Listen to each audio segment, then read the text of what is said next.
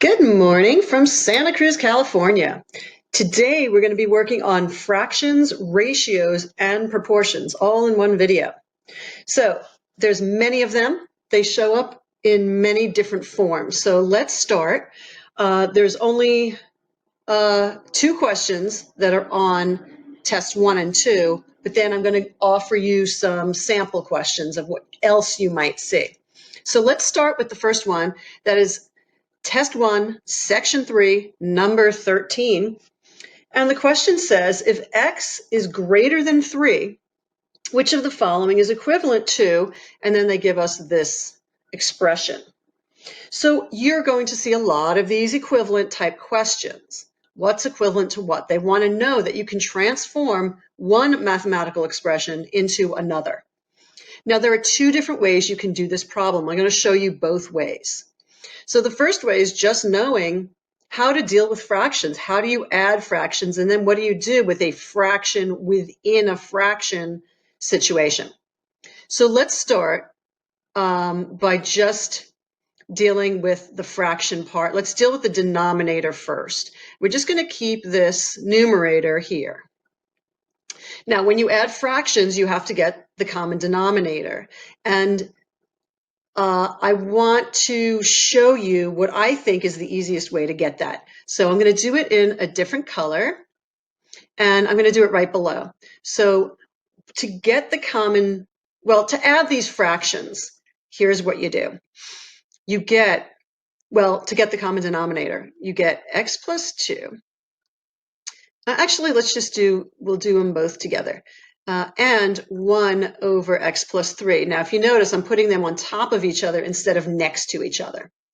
So what you do to transform these is you're going to multiply each of these fractions by the denominator of the other one over itself. So what I mean by that is you're going to take this fraction and you're going to take the denominator of the other fraction, which is x plus 3, and you're going to divide it by itself. So x plus 3 over x plus 3 is 1. So in essence, you're not changing the value of this fraction. You're just changing what it looks like. And then we multiply straight across. So we get x plus 3, because 1 times x plus 3 is just x plus 3. And then we're going to just put those two together in parentheses. Okay, so that's going to be our common denominator. And then we're going to do the same thing with the bottom fraction. We're going to take the denominator of the other fraction, which is x plus 2, over itself, which is x plus 2, and then we multiply straight across. So we get x plus 2, and we already have our common denominator, which is x plus 2 times x plus 3. And I'm just putting it in the same order as the other one, so it makes sense. So now when we add them, because remember, we are adding these, right? So we add them together and we get, now I'll put it in black, we get our denominators added, which is x plus 3 plus x plus 2, and we have our common denominator, which is x plus 2 over x times x plus 3. And now, if we can combine these, right? So x plus x is 2x and 3 plus 2 is 5. And we still have our common denominator. So that is the way to get our bottom, for our denominator of the overall question, going back to the beginning. So it's a little extensive to start out our fractions with just this, but in some ways it will get easier. Okay, so now the way to deal with a fraction within a fraction, because you want to transform that, is you simply flip it. The way you get rid of this one on top is you take the reciprocal, or you flip that. So this just becomes x plus 2 over, times x plus 3 over 2x plus 5. Okay, and that is your answer. Okay, this is what you're going to be looking for in your answer choices. Okay, now if you look at the answer choices, we have, let's see, our first one is A, and you see that the 2x plus 5 is on the top. We want it on the bottom, so A goes out. And B actually has it on the bottom, so we'll leave that in. C and D we can just get rid of right away. They're not fractions. So our answer is B. Okay, now that's the first way to do it. I told you there was another way. And here's this other way, and I'm going to just put it down here. So what we could do is we could just plug in numbers. Whoops. 1 over x plus 2 plus 1 over x plus 3. So we could just plug in a number for x. So let's say we plugged in 1. Or actually, I never tried to plug in 0. Let's just try to plug in 0. That would really make our math quite easy. So if we plug in 0, we would just get 1 over 1/2 plus 1/3. Does that make sense?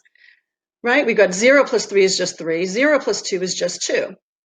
Now this seems a lot easier to me. We still keep that numerator 1, and we work out our fractions on the bottom. Now, I'm going to do it the same way I did it before. And you see if you like it. If you know another way to do it and you like that way better, that's absolutely fine. Do it whatever way works for you. But we're going to multiply both by the other denominator, right? So the 1/2 gets multiplied by 3 over 3. The 1/3 gets multiplied by 2 over 2. We use the other denominator. And then we multiply straight across. We get 3 over 6 and we get 2 over 6. And I'm just going to work that out over here. 3 over 6 plus 2 over 6 is 5 over 6. So this denominator is 5 over 6. And then remember, to get rid of this 1, we just take the reciprocal. So our answer is 6/5.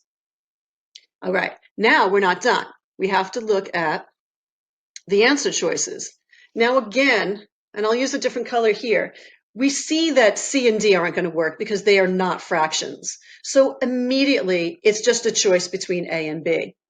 Now, A says 2x plus 5 over x squared plus 5x plus 6. So honestly, I'm just going to work with the 2x plus 5 because I don't want to deal with this is more complicated, right? And all I know is we need a 6 on the top. So I plugged in a 0. Remember, back here, we plugged in 0 for x. So this is going to get me 2 times 0 is 0.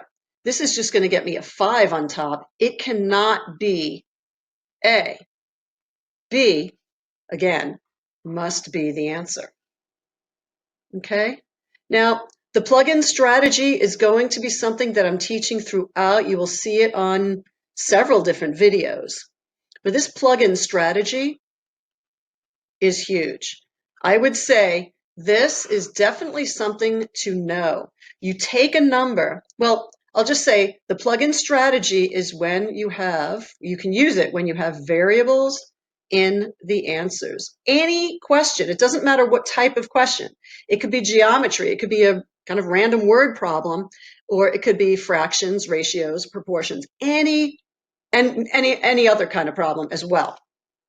So when you see variables in the answers and you don't see another way to do the problem, or you just want to make sure the problem is the easiest that it could be, plug-in strategy is an absolutely fantastic one. Okay, so you know what? I wrote out this problem for our next problem, but there's really not a lot of room. So I'm going to just erase this. Oh, yeah, I'm just going to erase it. And let's go to the next problem. And that is section 4, number 36. So test 1, section 4, number 36.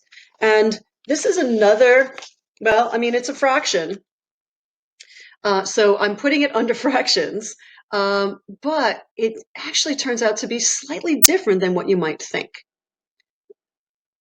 But I want to get to, there's a specific point I want to make here. So we have this fraction, 4, x minus 5 plus 4. Okay, this is all over 1. And it says, for what value of x is the function h above undefined? And this is the main point here. What does it mean to have an undefined fraction? And simply, it means that the denominator is equal to 0. You can't have a fraction with a denominator over 0. 1 over 0 doesn't mean anything. It is called undefined. So what you want to do in this problem is you would set the bottom equal to 0. Okay, I'm going to stop there. I think this is a fraction video, so I don't want to go through it, but you would, in order to do this problem, this is what you would do. Okay, you would set this equal to 0 and then work it out. You'd FOIL this, you'd distribute that, and you'd solve for x.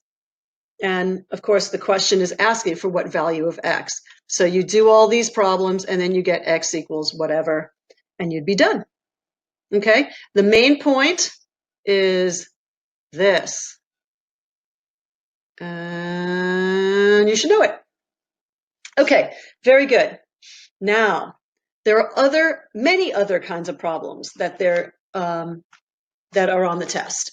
I'm going to try to go through ones that are relatively easy-ish at first. So I'm going to just take this away.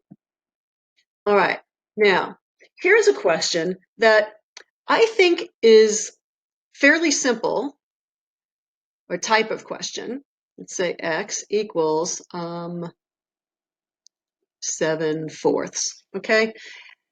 Some people get confused by this, but I'm going to say that this is the same thing here as this. And everybody knows what to do to solve for x here. You simply divide out the 3. Okay, and you get x equals 7/3. Well, here, you're just simply dividing out the 3/5. You treat it in exactly the same way as you would an integer. Now, you're going to get 7/4 divided by, I'm writing it so it's side by side here, 3/5. Now here you have to remember that you cannot divide fractions, you have to turn it into multiplication. So we're going to turn it into multiplication, and then we have to flip the second number.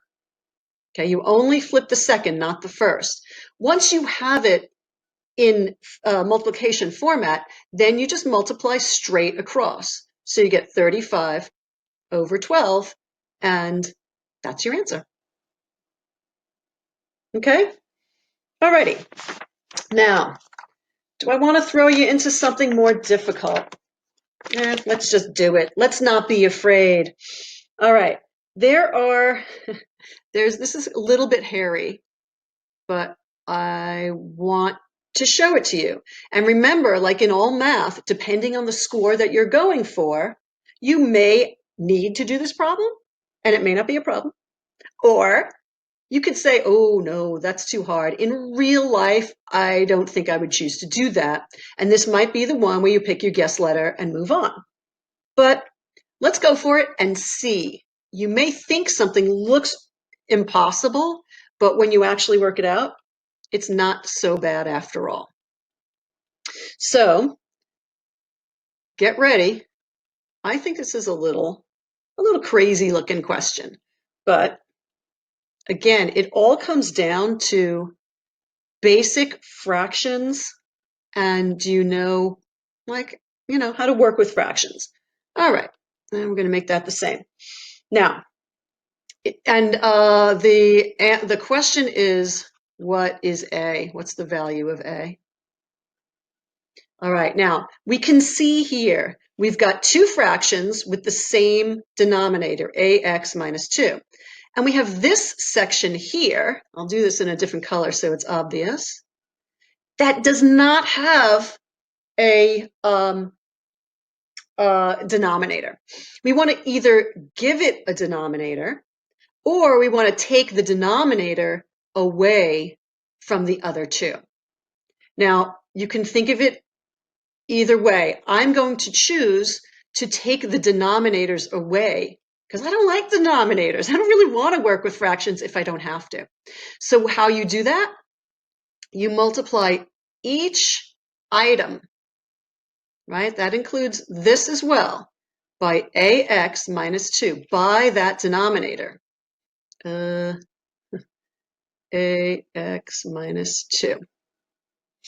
Okay, so what that means is they cancel out in the fractions, right? That part's really easy. And now we have to multiply these two out. So let's go ahead and rewrite everything so it's nice and neat. And this is exactly what you should be doing on your own page. Getting neat with math is really important. Okay, so now we're going to take that AX. This is now kind of foiling it out. Okay, so you have to be organized here. We've got the AX minus the negative 8x is negative 8ax squared. AX times the negative 3 is negative 3ax. Negative 2 times negative 8x is positive 16x, and negative 2 times negative 3 is positive 6. And then remember, we have to keep this negative and the 53. So we get negative 53. And this is what we have. Okay, now before we get crazy with trying to solve for A, I want to point out something that's pretty important here. First of all, we already have x's, right? We've got a bunch of x's in this problem. So how do you solve when there are two variables? It becomes difficult. But I have a shortcut for you. That's a wonderful shortcut. Here, we can start to look at different elements on the expression on the left and the expression on the right. So for example, what I just underlined in green are two numbers that are attached to the x squared. And they're equal to each other, right? Because we have an equal sign. So I could say that 24x squared equals negative, right? Remember that negative, 8ax squared. Now we're trying to solve for a. So we could just do that right now. Get a alone, we would divide out everything else that's in the top. So the x squareds cancel out and the negative 8's cancel out. Negative 8x squared. The x squareds cancel out. So we end up with a equals negative 3. And that is our answer. All right, so the main takeaway here is that it actually doesn't have that much to do with fractions. It has to do with when you have two sides of an equation, right? You have one side here and you have another side here. You can start to compare elements of each side and really shortcut it. Okay? All right, that's one. Now, let's go to, I'm going to clear this out. Let's go to another kind of question that I've seen, and that would be something like x minus y over x, let's say. Now, let's actually change that. Let's do x minus y over y. All right, and then it doesn't really matter. Then we have, let's say, something like 4/9. All right, now when you look at this, the simplest and easiest way to think of it is to say, oh, well, all right, y equals 9. So if y equals 9, then I can put a 9 over the y up here.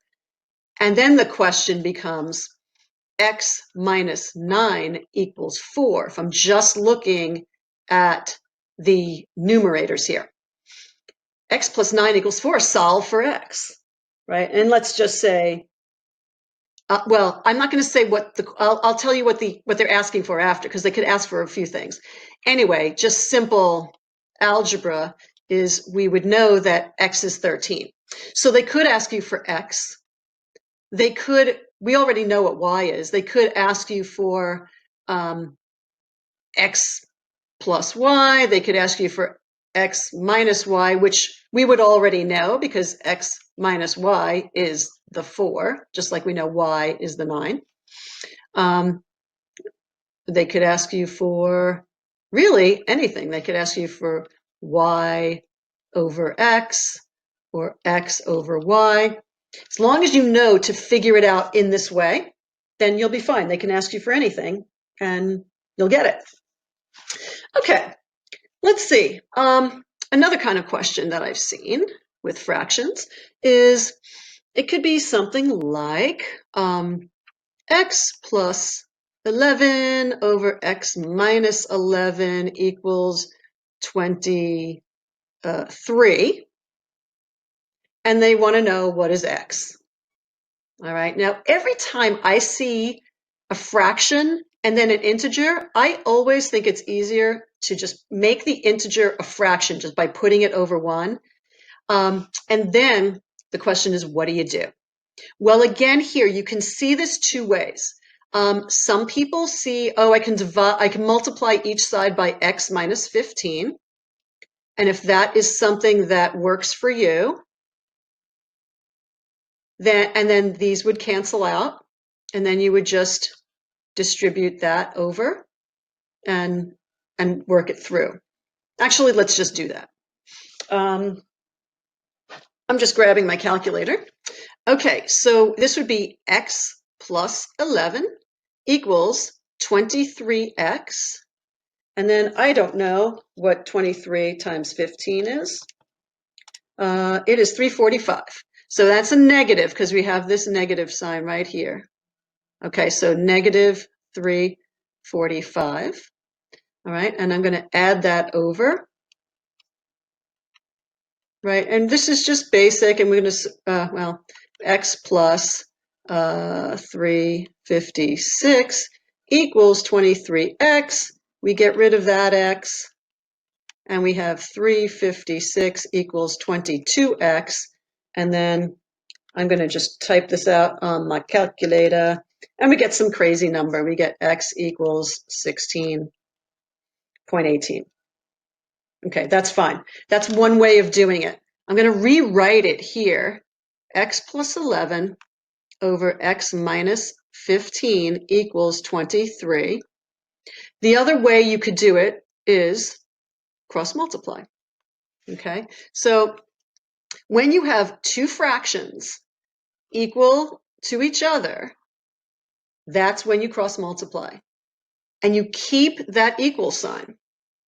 So I think I'll do it in a different color. Again, you'd end up with this same equation. Okay, x plus 11 times 1 is x plus 11. And then this is the same thing where you're distributing out the 23 to the x times 15. So you end up with 23x minus 345. So you end up with the same thing. It's just 2 different ways of thinking about it.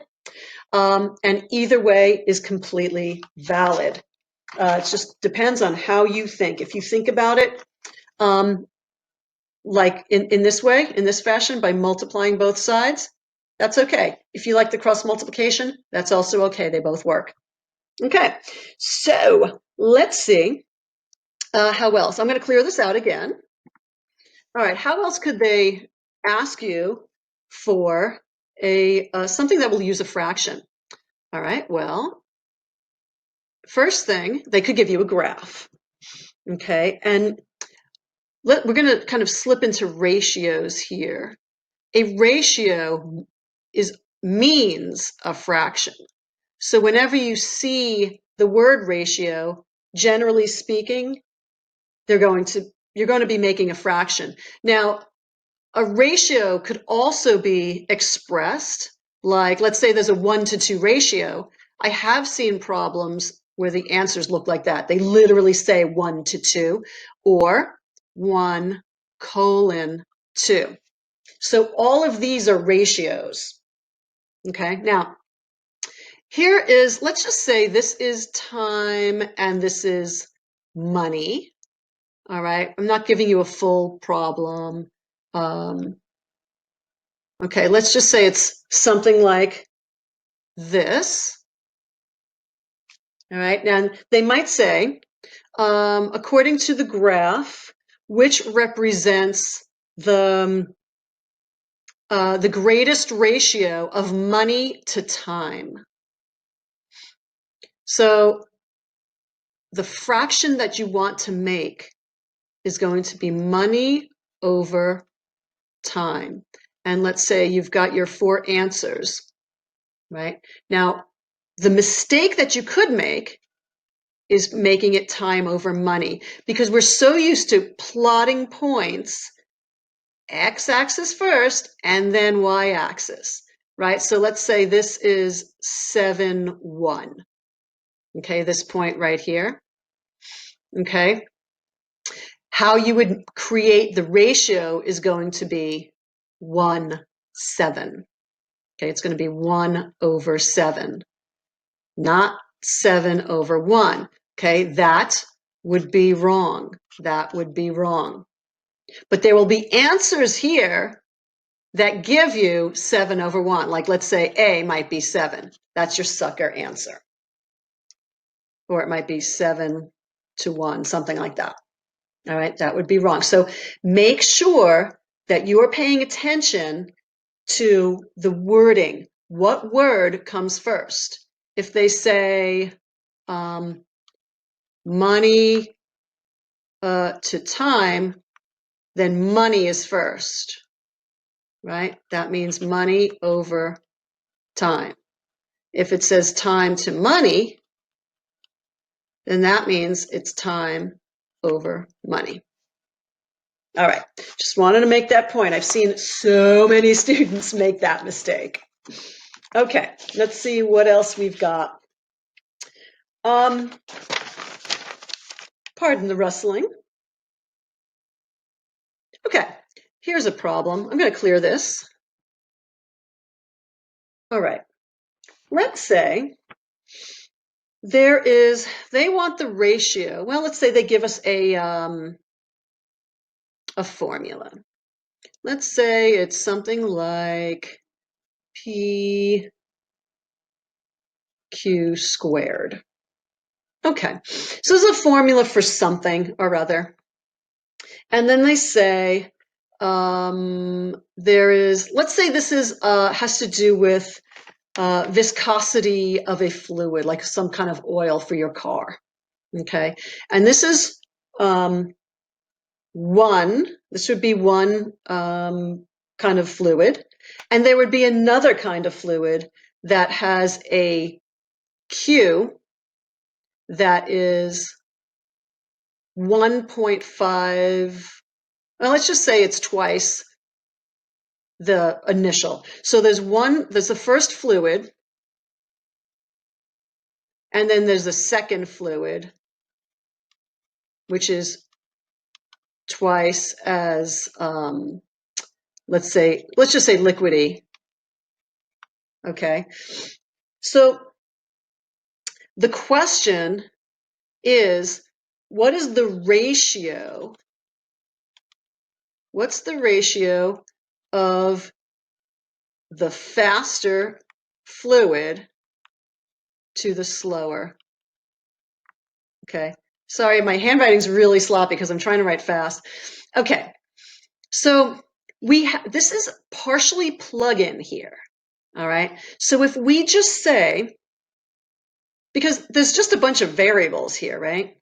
Now, and let's just say there's one other thing I forgot. The Q is what they call viscosity, or the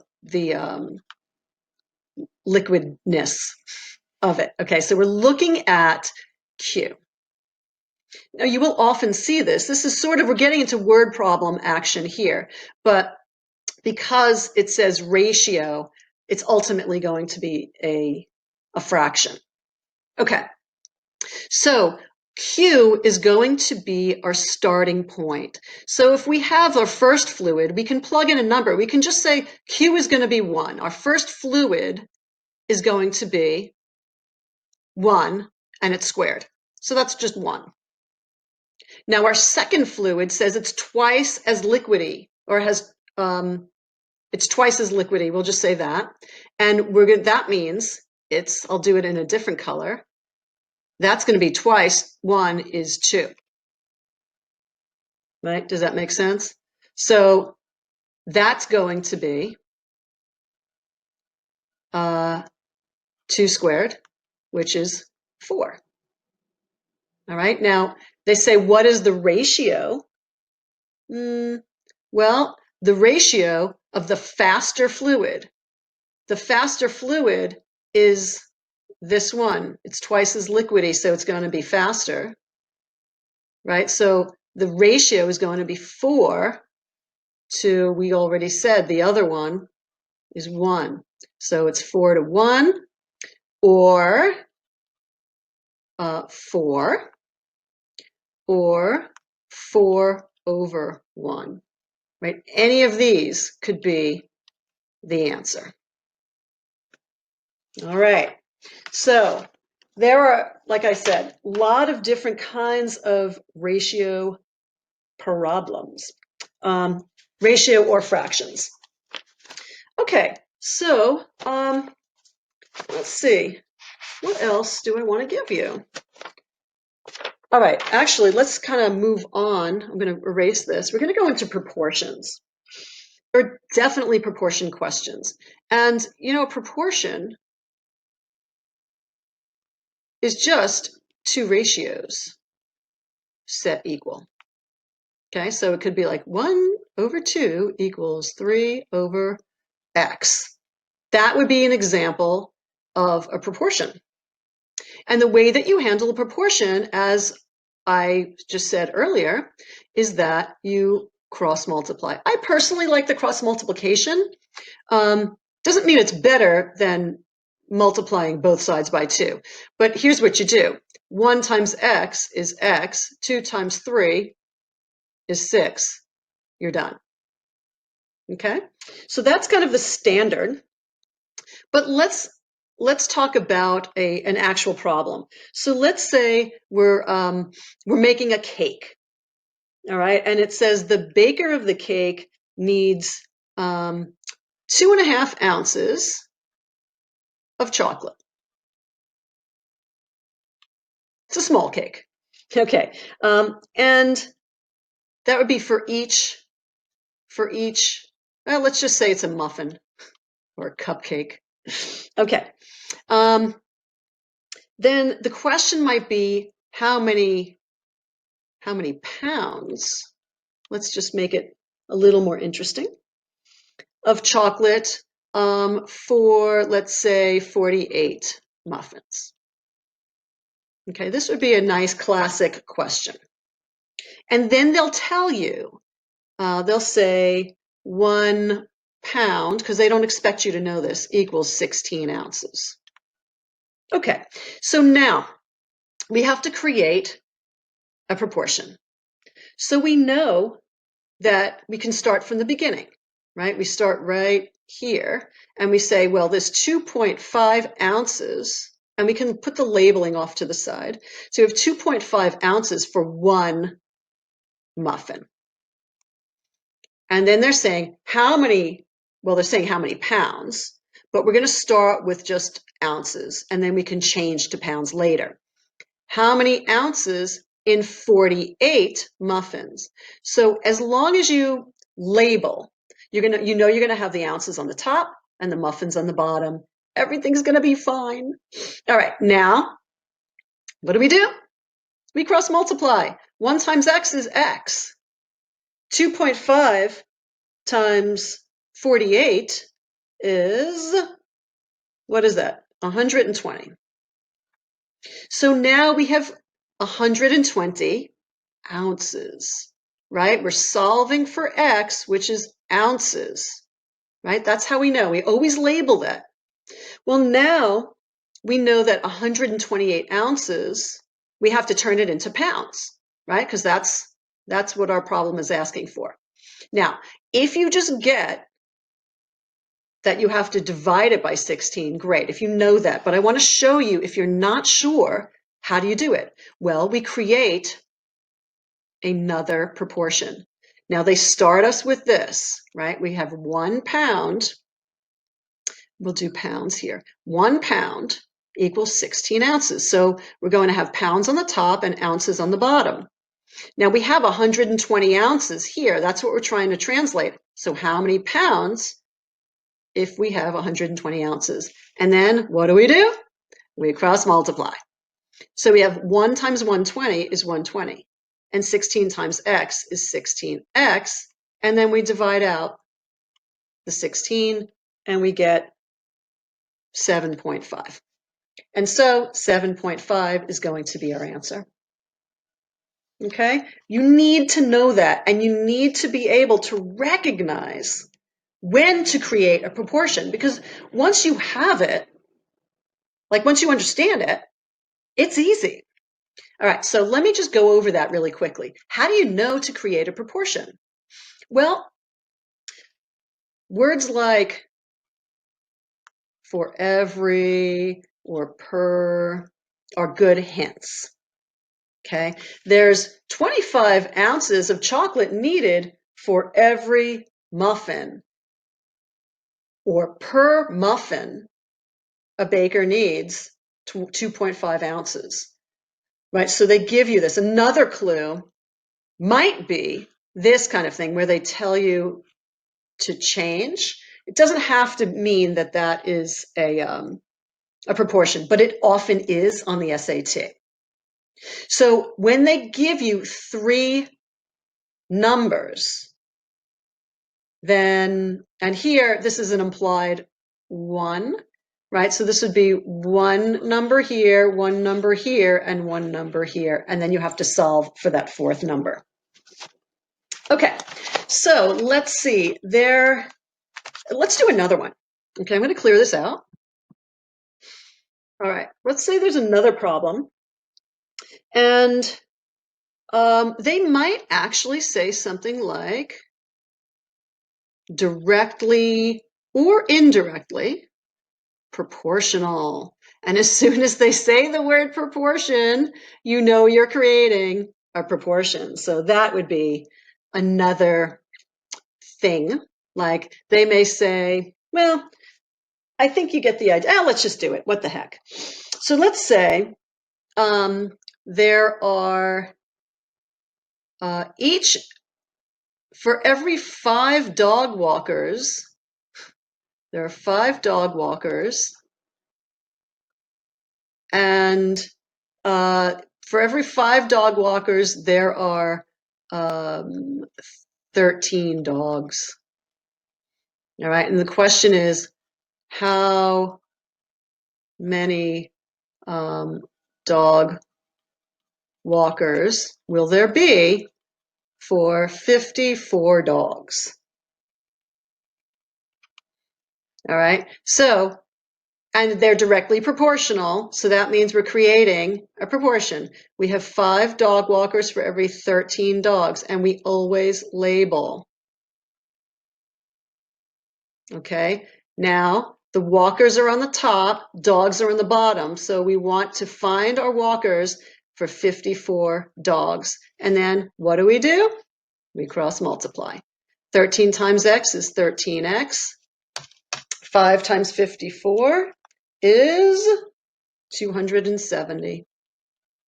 And then when we divide it out by 13, we have to split our dog walkers in half. We get 20 point, let's just round it to 8. So one poor dog walker is getting chopped up into bits. But anyway, that is our answer. They probably say round to the nearest dog walker. So let's make this 21 dog walkers. Okay. Alrighty. So what else? Is there anything else that I want to share with you about this? You know, there is one more. All right. Here's a situation that is somewhat unusual, but we have an XY plane, and let's say there is a line, all right? Doesn't really matter where it is, but we'll just put it through the origin. And we will say that this is 4, 5. All right. And then it says there is another, well, let's just say there's another dot there. There's a point there. And they're saying, what is the ratio of well, let's make it slightly more complicated. Let's say this is A, B. Okay, and they're saying what is the ratio of B to A? Okay, so this is it's a ratio problem. So of course we know we're going to create a fraction, right? So we're going to have a fraction, but this is also kind of a slope problem too. So it's combining, and as often the math questions do, they combine skills. So part of the slope issue is to understand that if you have a line that goes through the origin, finding slope is just the y value over the x value. Okay, so it's going to be the same. So in other words, this point, the slope of this point and the origin is simply 5/4. Okay, so you can go to the slope formula, slope video to if you need help with the slope. I'm not going to go into it now, but any point along this line is going to have the same slope because it's one line. So the same thing is going to be true. The ratio of B to A is going to be the same thing as what we did for the 0.45. It's simply going to be B over A, the B value or the Y value over the X value. Okay? Alrighty. That's it, my friends. You take care, have fun today, and I'll see you next time. Bye-bye.